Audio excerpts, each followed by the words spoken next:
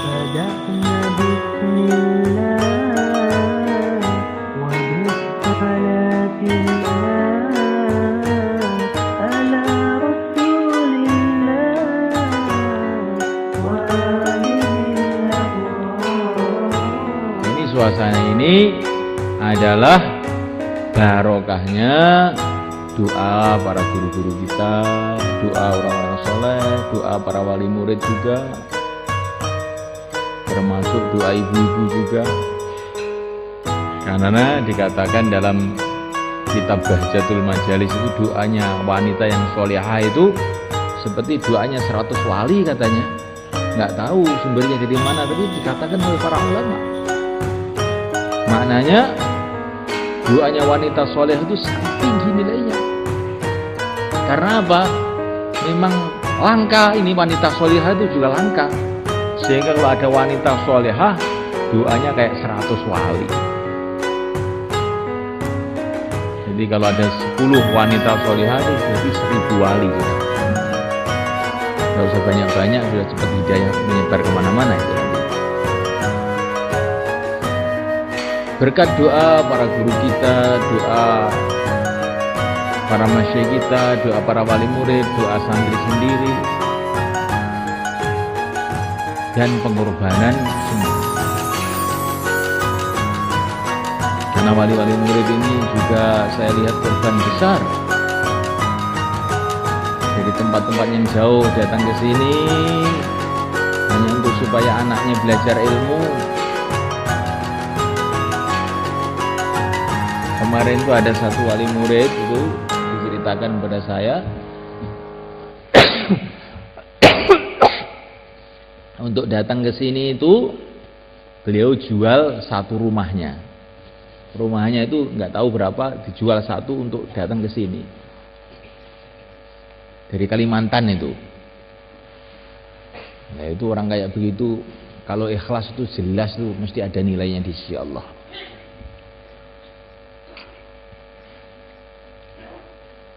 Bapak telah berkorban, ibu-ibu juga telah berkorban.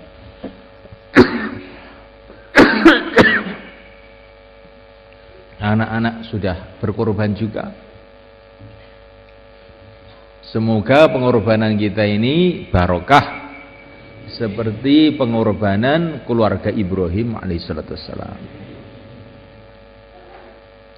Ayahnya berkorban, istrinya Siti Sarah, Siti Hajar berkorban, anaknya pun berkorban siap disembelih, ibunya berkorban habis-habisan, ayah pun siap dibakar karena agama.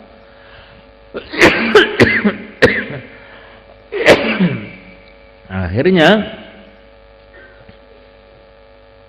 keluarga ini dipilih oleh Allah untuk menjadi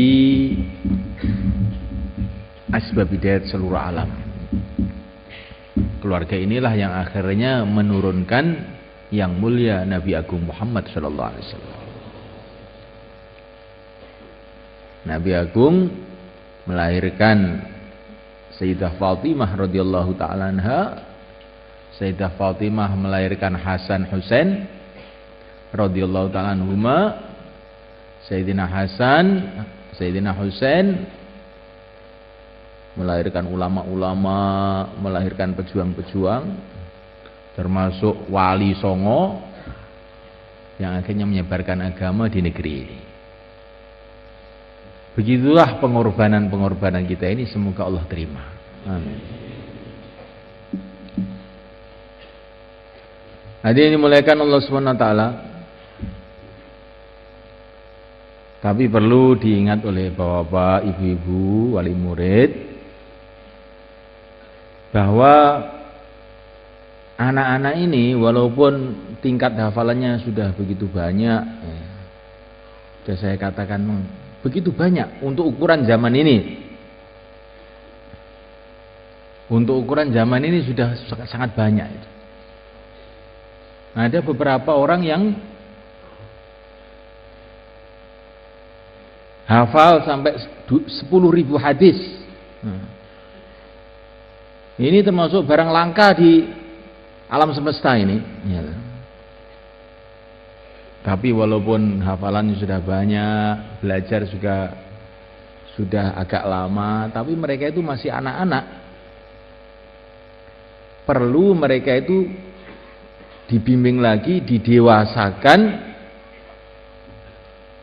Makanya kita membuka takhusus fikih, takhusus qiraah, takhusus bahasa Arab 2 tahun.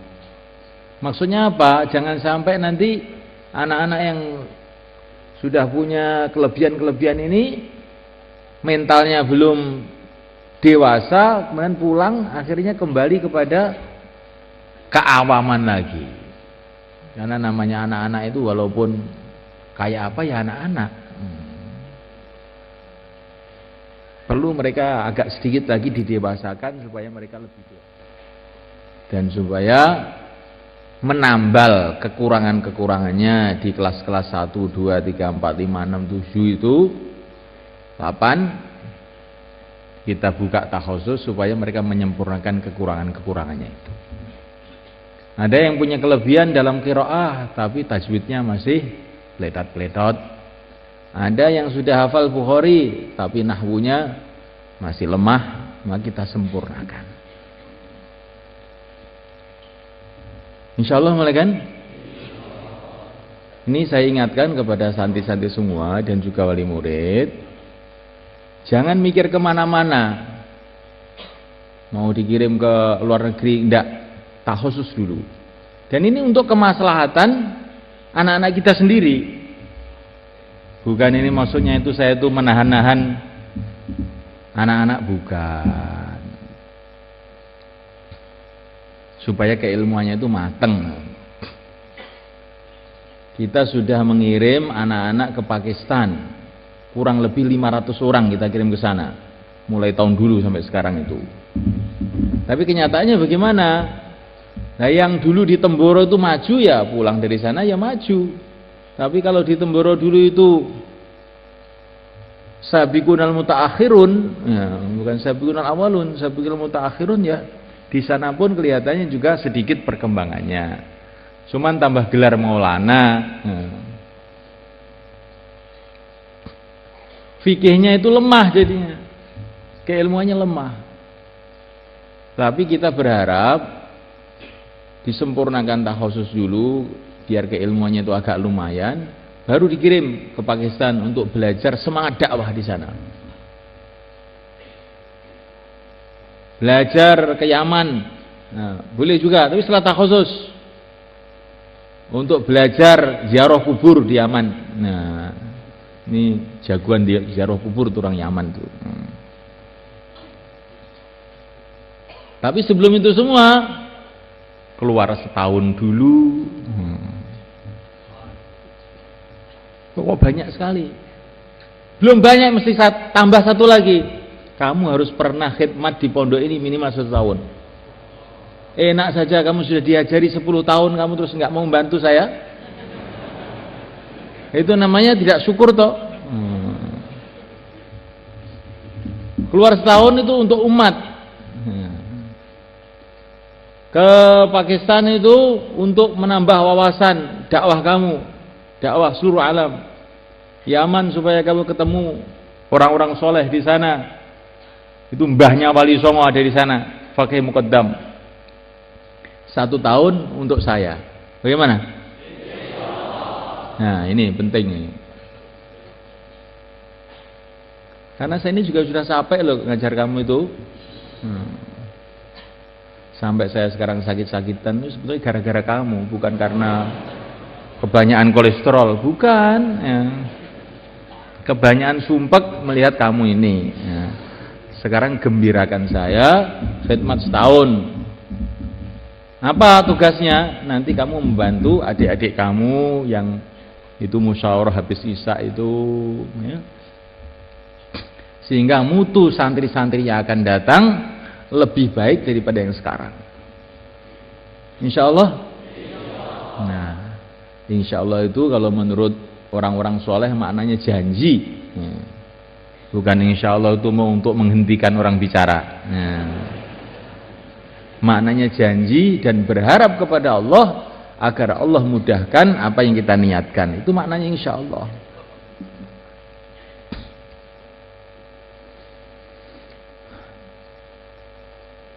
Saya memprogram kamu semua itu, gitu.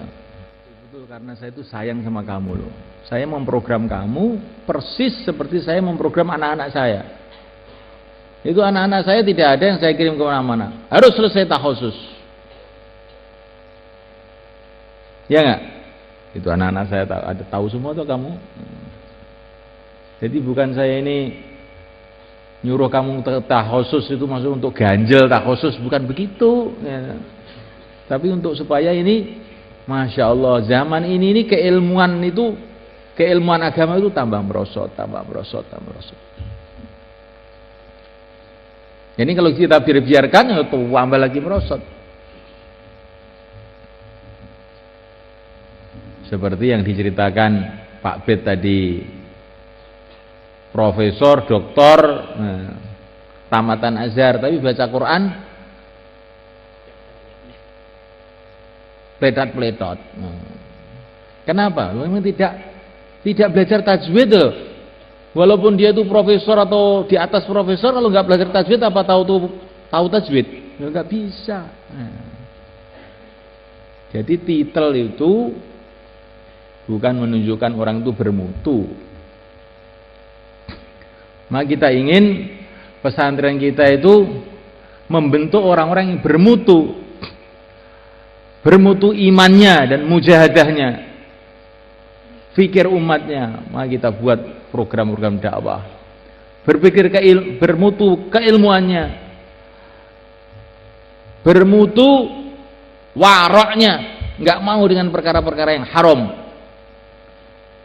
Maka mungkin ini wali murid itu agak sedikit sedih, anak-anaknya di pondok nggak boleh HP, nggak boleh ini, sehingga dihubungi susah. Memang di sini dihubungi susah kalau nggak punya HP. Tapi nanti di akhirat insya Allah dihubungi mudah. Ya. Anak-anak kamu akan memberikan syafaat kepada kamu.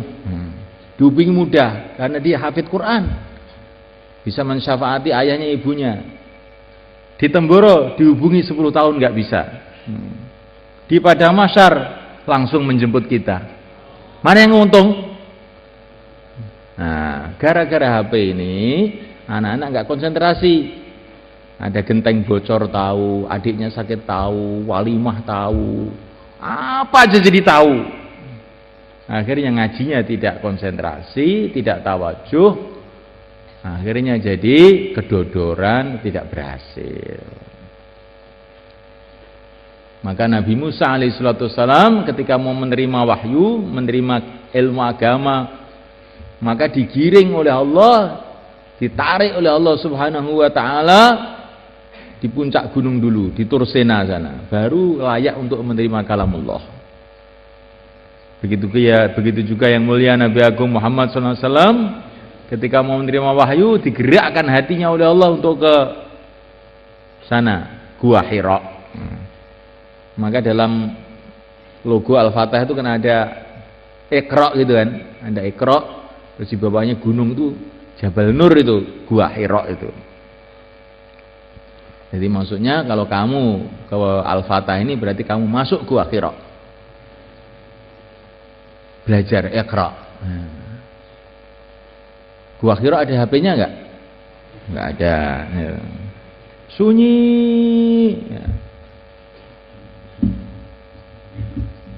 Walaupun istri Nabi di rumah itu adalah waliullah, sebaik-baiknya wanita yang ada di dunia ini, tapi Rasulullah untuk menerima Iqra itu dipisahkan dulu ke puncak gunung sana. Menunjukkan memang untuk mencari ilmu agama ini perlu satu keheningan, ketenangan, ketawajuan supaya bisa masuk itu. Lain dengan ilmu-ilmu dunia, lain. Ilmu agama itu lain. Ilmu agama itu harus ada hubungan kuat antara guru dengan muridnya. Maka Sayyidina Jibril alaihissalam ketika mau mengajarkan Iqra kepada baginda Nabi, dipeluk dulu sampai setengah mati pelukannya itu. Dipeluk lagi sampai 3 kali baru diajari Iqra. Maka santri itu perlu rapat dengan gurunya, itu rapat biar sukses. Lain dengan belajar matematik. Belajar matematik kepada orang kafir pun bisa. Tapi ilmu agama itu suci. Ilmu langit, ilmunya para nabi harus ada cara khas. Termasuk kerapatan, kecintaan antara murid dengan gurunya. Maka wali-wali murid itu harus mendukung bagaimana anak-anaknya itu punya pandangan yang baik kepada guru-gurunya. Jangan nanti anaknya pulang 1 tahun sekali, cuman beberapa hari, kemudian ngomel sama anaknya, ini pesantren apa sih ini? Orang nggak boleh pulang kesempatan sebentar saja. Wah ini kok tertibnya kok tertib apa nih, kok memberatkan sekali. Itu namanya wali murid itu tidak kerjasama dengan gurunya namanya. Tapi Masya Allah nak, itu guru-guru kamu itu kok sayang sekali dengan kamu ya. Dikasih kesempatan prai sebentar aja, cepat-cepat balik. Sudah disayangi, jangan sampai kita ini tidak memperhatikan sayangnya guru kita. Jangan bertepuk sebelah tangan, akhirnya dinempiling nanti itu. Bertepuk sebelah tangan kan nempiling namanya. Jadi subhanallah Allah SWT, ini pentingnya kita kerjasama dengan semuanya. Dah ini untuk semuanya. Ya. Saya teringat beberapa tahun yang lalu ketika Pak Bet ini datang ke Nizamuddin, cerita mengenai perkembangan Dauratul Hadis di Temboro ini kepada Maulana Ilyas Barabangkawi. Itu beliau ini penanggung jawabnya pesantren di Nizamuddin, Kasyiful Ulum. Bahwa anak-anak hafal 1000 hadis, hafal 5000 hadis. Maka Maulana Ilyas itu terkejut. Kok masih ada zaman sekarang orang hafalkan begitu? Jadi orang India aja terkejut dengan perkembangan ini. Tapi lebih terkejut lagi kalau sudah hafal 1000 hadis masih nonton TV. Oh, lebih terkejut lagi itu. Jadi maksud saya itu antara keilmuan dan ketakwaan itu harus kita sesuaikan. Kalau keilmuan dengan ketakwaan tidak sesuai, akhirnya seperti kita ini punya lampu gede 1 juta watt, nggak ada setrumnya, akhirnya gelap saja. Tapi ada lampu ini 5 watt, tapi ada setrumnya, ya menerangi mana-mana. Insya Allah kan. Kemudian ini Masya Allah jauh-jauh ini, kalau dengan santri saya bisa bicara lebih panjang pada waktu-waktu yang akan datang. Tapi saya mau mengfokuskan pembicaraan saya ini kepada wali-wali murid yang datang jauh-jauh. Masya Allah. Pertama kali saya sangat gembira dengan kedatangan bapak-bapak ibu-ibu semua. Diceritakan bagaimana ibunya Imam Bukhari, seorang wanita yang kaya raya. Beliau itu menemani Imam Bukhari yang masih kecil waktu itu dari satu negeri ke negeri yang lain. Tapi ternyata pengorbanan ibunya itu yang sampai hartanya habis untuk anaknya ini tidak rugi.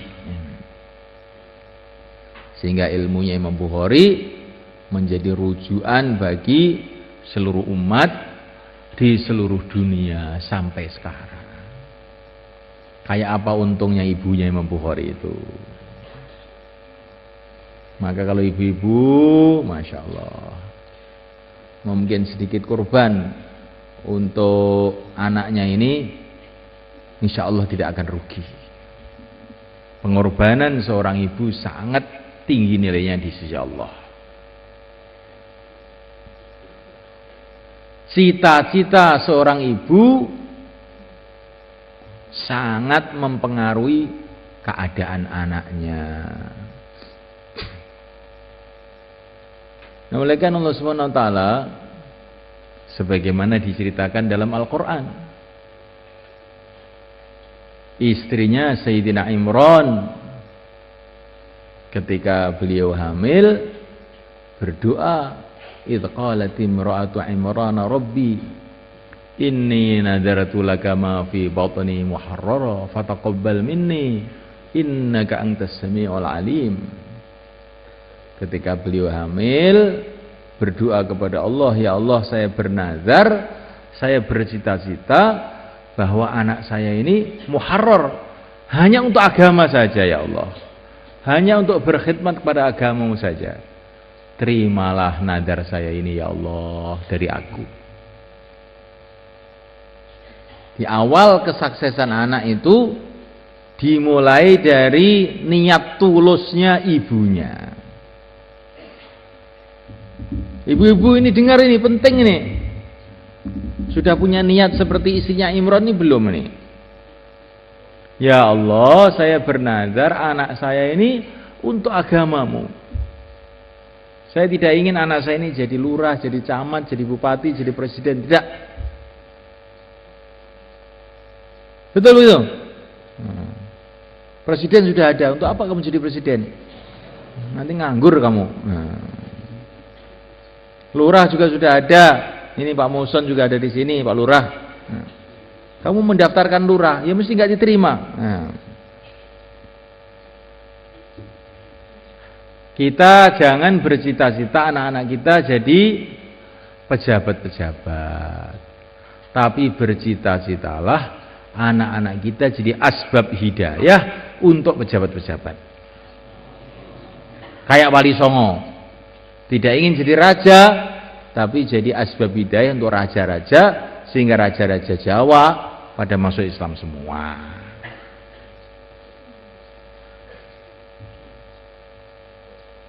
Ini penting, ini dimulai dari sini ini. Jadi pendidikan bukan dimulai dari pesantren, dimulai